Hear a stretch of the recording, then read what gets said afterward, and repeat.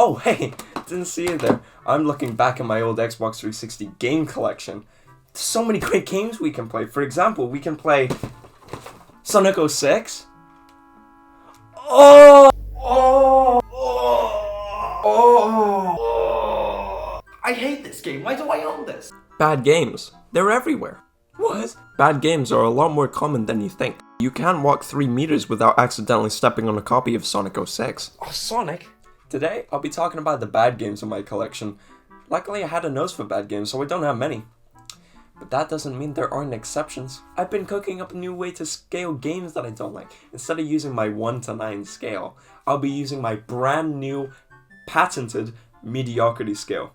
How does it work, I hear you ask? Keep watching. Remember how I said I enjoyed my time with the Assassin's Creed series? Yeah, there was an exception, it was 3. 3 didn't have a ton of changes, obviously, but it felt like the weakest. My problem with Assassin's Creed 3 was that the story wasn't incredibly memorable, the weapon wheel made combat an absolute nightmare, and the time period was pretty lame. The setting of the American Revolution was always pretty boring to me. Like, America doesn't have a lot going for it. It was very mundane, sparse, and had very little character. I much preferred the cities of Italy or the hustle and bustle of France in comparison. Although it was a cool dip into that part of American history and the revenge story was somewhat compelling when I look at it from older eyes, I still think that Assassin's Creed 3 was the weakest. Assassin's Creed 3 is getting a meh out of mediocre for me. Sonic the Hedgehog is a reboot of the series for the 7th generation of consoles. Whenever I play this game, I always sit there and wonder who at the Sonic team thought this was okay to be released.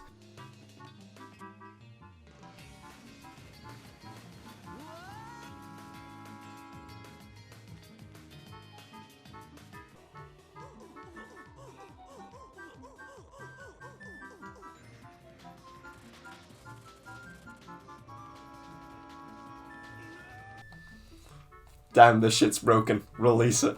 This game is a broken mess. Every aspect about Sonic 06 feels like it was half-baked and not properly thought through. I mean, this game is completable, but it's basically torture. Why? I never passed the 3rd level, but when you have gameplay like this, it really puts you off completing the game. I'm giving Sonic 06 an awful out of mediocre. Disney Infinity was part of the Toys to Life trend that started with the Skylanders series. It was supposed to be a massive sandbox game with the main quirk being that all the toys are various Disney characters. The main selling point of this game was that you could build worlds with your favorite Disney characters.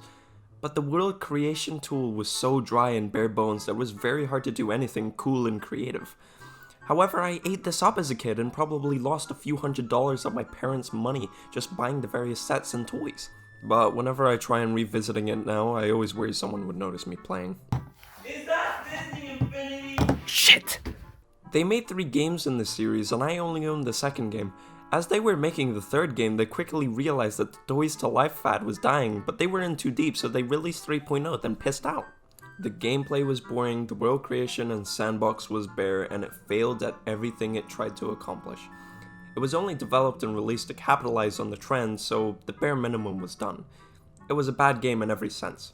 I mean, look at this box art. It's barely art, and it says absolutely nothing about the game. I mean, look at Disney Infinity 1.0's box art. At least that one tried. I don't want people going into the comment section saying, "Oh, but Green, I love Disney Infinity 2.0's box art. I go to sleep with it every night." I'm giving Disney Infinity a piss out of mediocre.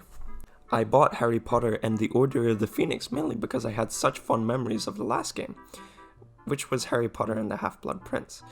Little did I know that this game was released before it, so the mechanics and the gameplay were completely different. This is gonna sound so mean, I'm sorry if this comes off as negative. This game f***ing stinks! The last time I played this game, I remember it being very strict with the magic. Let me explain. You can only do certain spells at certain things, so you couldn't screw around with random objects with the magic in the game.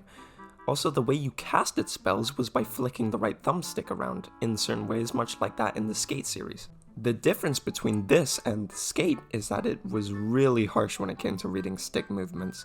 Like, sometimes I would perform the pull spell, which is the easiest spell in the game, and is done by pulling the stick down, yet it wouldn't do the spell. I never finished this game because I always found it really rough around the edges. It never fulfilled my desire to relive my childhood. I give Harry Potter and the Order of the Phoenix a wet dog out of mediocre. Turning Point is a pretty obscure first-person shooter. It's essentially just Wolfenstein. In case you need a refresher, Hitler invades America, does Hitler shit, has a bunch of futuristic tech to go with it. Battle an unstoppable Axis army? Well, how are we gonna beat them? They're unstoppable. We lost World War II, now start a new one. The gameplay is really janky. It doesn't feel as good as the game I was trying to rip off. The control scheme for the game was really weird. For example, in order to grapple someone, you had to press down on the D-pad. Why? I never finished anything past the second mission, but come on, the Nazis are unstoppable. I never would have beat them anyway. It wasn't actually me who bought this game, it was actually my dad. I think he saw Axis and immediately said, Hitler! I give Turning Point a Hitler out of mediocre. Well, after all that bad Xbox game talk, it completely slipped my mind that I have absolutely no sex waiting for me in my bedroom. Wait. Whew! Thought I almost had a chance there.